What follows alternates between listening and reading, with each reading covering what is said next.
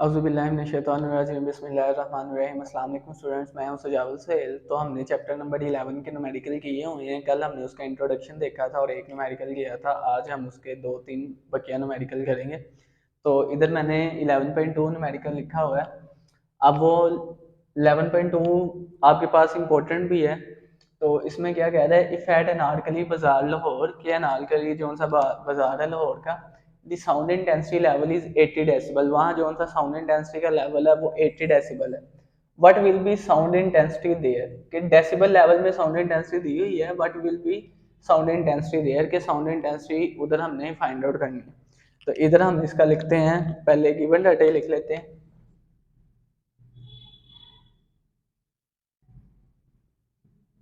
Given data में क्या है कि साउंड इंटेंसिटी लेवल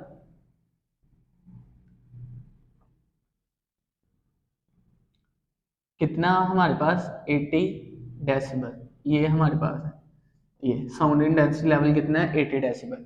अब उसके बाद मैंने आपको बताया था कि जब भी साउंड इंटेंसिटी की बात हो उसके बाद फेंटेंस जो सी साउंड लेवल होगा या फेंटेंस इंटेंसिटी लेवल होगा वो आपको याद होना चाहिए। ये मैंने पीछे भी बताया था कि इंटेंसिटी ऑफ फेंटेंस साउंड कितनी है, 10⁻⁻12। तो इसको भी इधर लिखें, intensity intensity of faintest sound, तो वो कितनी है, 10⁻⁻12 वाट मीटर पर स्केयर।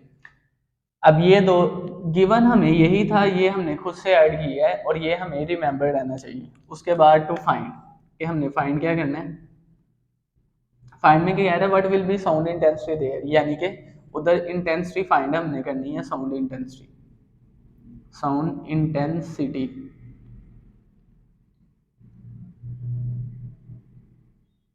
जिसको हम किसके साथ डिनोट करते हैं, ये मैंने लिखा हुआ है कि आई को क्या कहते हैं, साउंड इंटेंसिटी, और ये हमने क्या करनी है, फाइंड आउट।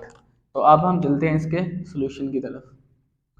तो जब भी हमने साउंड इंटेंसिटी फाइंड आउट करनी हो तो हमारे पास उसका फार्मूला क्या है, यही वाला, कि इंटेंसिटी लेवल ऑफ साउंड किसके इक्वल है, 10 log I over I note. Intensity level of sound ये वैल्यू गिवन है, आई की वैल्यू हमने फाइंड आउट करनी है, आई नोट हमने खुद लिखा है, 10 वैसे ही है और ये डेसिबल भी एज इट इज। तो इधर जस्ट हम अब वैल्यू लिखेंगे कि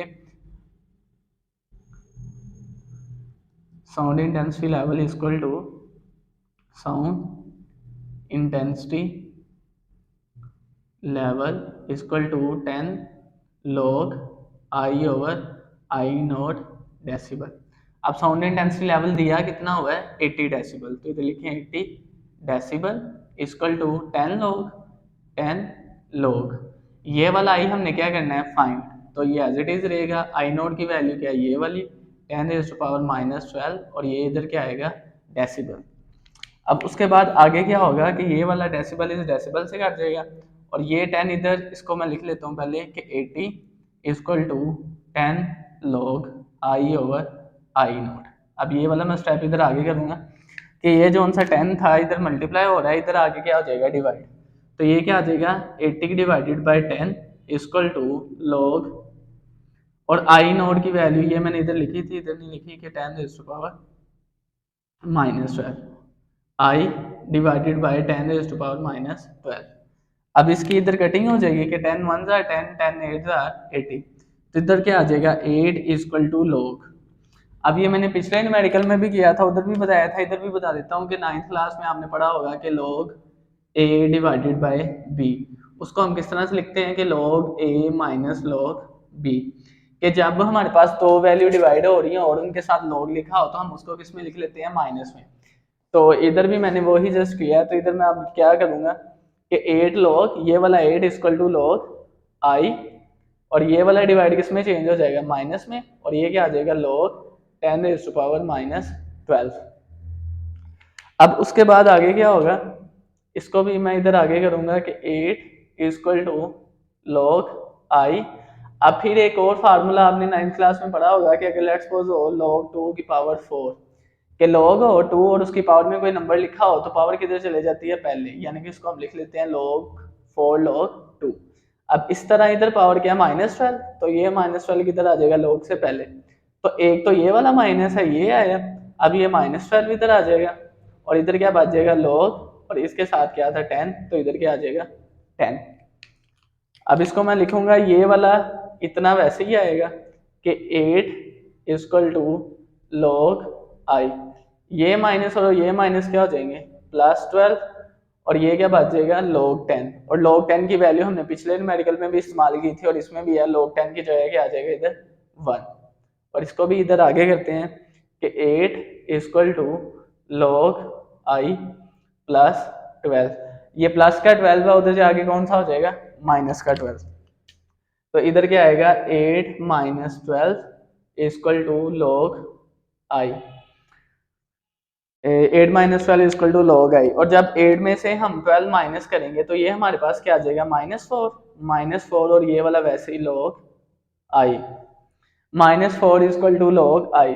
अब इधर log है, उधर जाए क्या बन जाएगा एंटी log, तो ये हमारे पास आ जाएगा I equal to anti log -4, और जब हम एंटी लॉग लेंगे आई का तो ये हमारे पास इसकी वैल्यू आएगी, ये अभी हम ले लेते हैं कि एंटी लॉग -4 का क्या होता है, एंटी लॉग -4, तो ये हमारे पास आता है 1 मल्टीप्लाई 10⁻⁻⁴, ये हमारे पास इसकी वैल्यू आती है, और इन साउंड इंटेंसिटी का हमारे पास जो यूनिट है वो क्या है, ये वाट मीटर पर स्क्वायर, तो इसके साथ मैं क्या लिख दूंगा वाट मीटर पर स्क्वायर, और ये हमारे पास इसका आंसर आ जाएगा।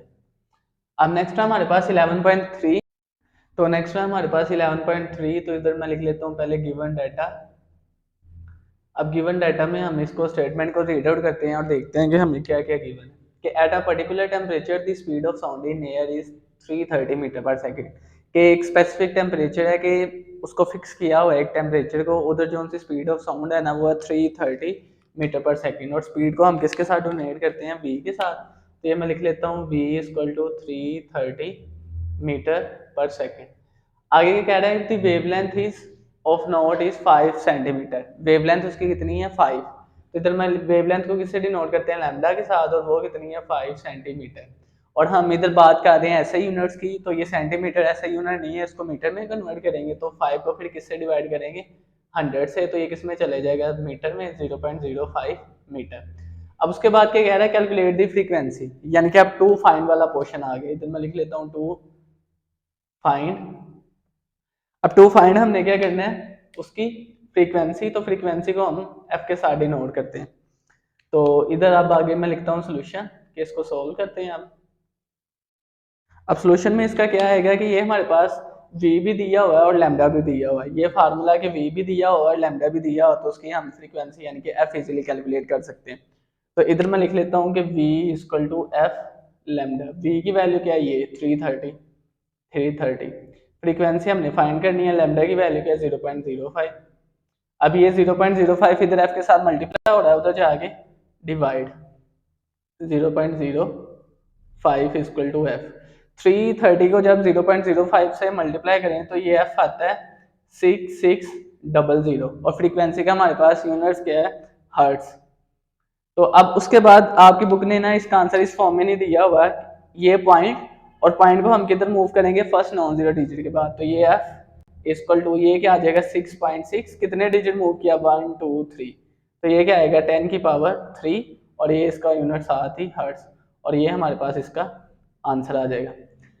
अब नेक्स्ट है हमारे पास 11.4 में क्या कह रहा है कि अ डॉक्टर काउंट 72 हार्ट बीट्स, कि एक डॉक्टर है जिसने एक पेशेंट कह लें कि उसकी हार्ट बीट्स काउंट की हैं 72, इधर मैं लिख लेता हूँ गिवन डाटा में पहली चीज क्या नंबर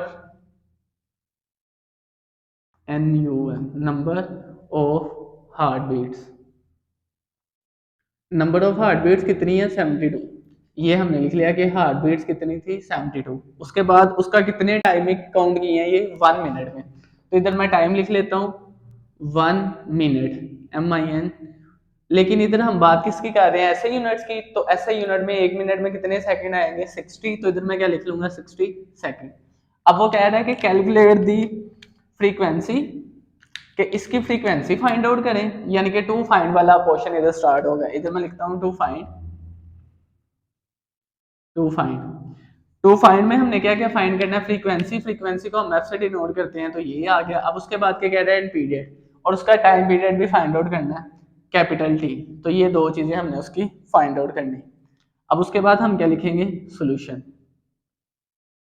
अब सोल्यूशन में इसका क्या आएगा कि फ्रीक्वेंसी, अब इधर मैंने ये फार्मूला लिखा था कि frequency is equal to N over T. Frequency किसके इक्वल है, एन ओवर टी के, और एन को इधर मैंने क्या लिखा था, नंबर ऑफ हार्ट बीट्स। ये मैंने इसी वजह से लिखा था क्योंकि ये फार्मूले में इस्तेमाल होना था।